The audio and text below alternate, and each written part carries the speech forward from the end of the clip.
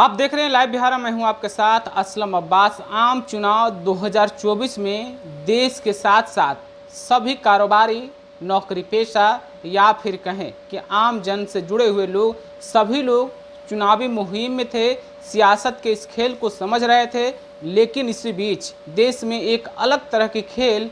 खेली जा रही थी और वो खेल थी नामांकन से जुड़ी धांधली, डॉक्टर और इंजीनियर बनाने की धांधली। जी हाँ, जो खबरें निकल कर आई है, जो उच्च न्यायालय और सुप्रीम कोर्ट में जो मामले सुनवाई के बाद सामने आए हैं, उसके मुताबिक पूरी तरीके से स्पष्ट नजर आ रहा है। दरअसल नीट यूजी एग्ज़ाम 2024 में जो हरियाणा के एक खास केंद्र से जो मामला निकल कर बाहर आया, जिस तरीके से अभ्यर्थियों को 720 निर्धारित मार्क्स में से 720 जब आ गया, तो ये पूरा खेल अपने आप में आप खुद समझ सकते हैं कितना बड़ा झोल हो सकता है। यूँ तो हिंदुस्तान में शिक्षा और स्वास्थ्य जगत में जिस तरीके से नामांकन और एडमिशन में खेल का सबसे बड़ा घोटाला मध्य प्रदेश में व्यापक घोटाला सामने आया था, उससे कहीं बड़ी घोटाला या कहें कि कहीं बड़ी धांधली नीट यूजीसी 2024 में होता हुआ नजर आ रहा है। जिस तरीके से पूरे देश में नीट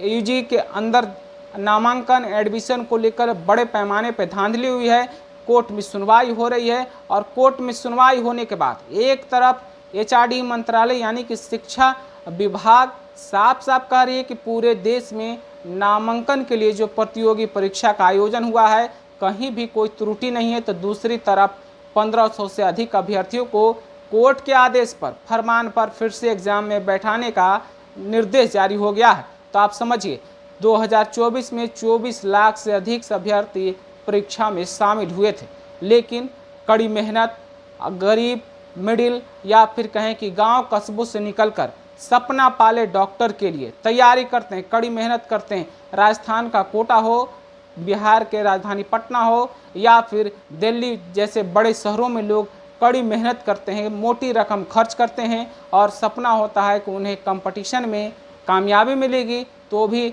हिंदुस्तान के किसी बड़े मेडिकल एंड कॉलेज अस्पताल में उनका एडमिशन हो जाएगा और वो फिर समाज के साथ साथ परिवार की भी आर्थिक स्थिति और स्वास्थ्य के क्षेत्र में काम करते हुए नजर आएंगे। लेकिन जिस तरीके से घोटाले हुए हैं, जिस तरीके से नामांकन में धांधली हुआ है, आप खुद समझ सकते हैं कि एक तरफ राजनीति का खेल चल रहा था, देश में सत्ता परिवर्तन या कहें कि सत्ता बनाने की बात हो रही थी, तो दूसरे तरीके से किस तरीके से आम लोगों के, मिडिल क्लास या फिर कहें कि जो कड़ी मेहनत करते हैं, स्वास्थ्य के क्षेत्र में एक बेहतर सुविधा लोगों को मिल जाए, कैसे स्वास्थ्य के क्षेत्र में देश का नाम पूरे दुनिया में बेहतर हो जाए, उसके लिए जो मेहनत कर रहे थे, बड़े बड़े हॉस्पिटलों में, बड़े बड़े कॉलेजों में कैसे कड़ी मेहनत करके, चाहे वो कोविड का दौर हो, जिस तरीके से भारत ने पूरी दुनिया में कोविड के टीके का आविष्कार करके पूरी दुनिया में डंका बजाया, क्या इस तरीके से धांधली करके जो डॉक्टर बनेंगे, क्या जो कॉलेज में जाएंगे, जो हॉस्पिटल में जाएंगे, उनकी क्वालिटी, उनकी गुणवत्ता क्या हो सकती है, आप खुद समझ सकते हैं। फिलहाल ये पूरा मामला कोर्ट में है,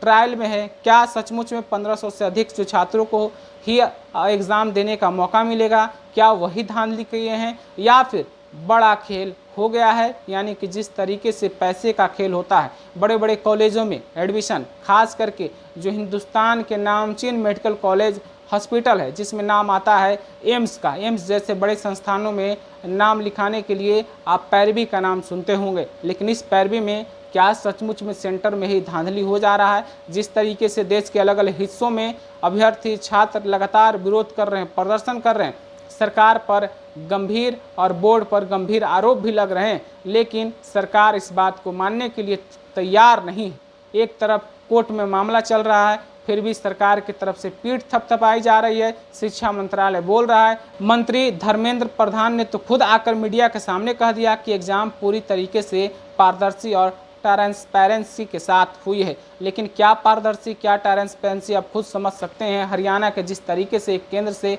720 अंक में 720 अंक और कई अभ्यर्थियों को आ गया है, यानी कि दर्जन की संख्या है जिनको ये निर्धारित अंक प्राप्त हुए हैं। तो आप समझ सकते हैं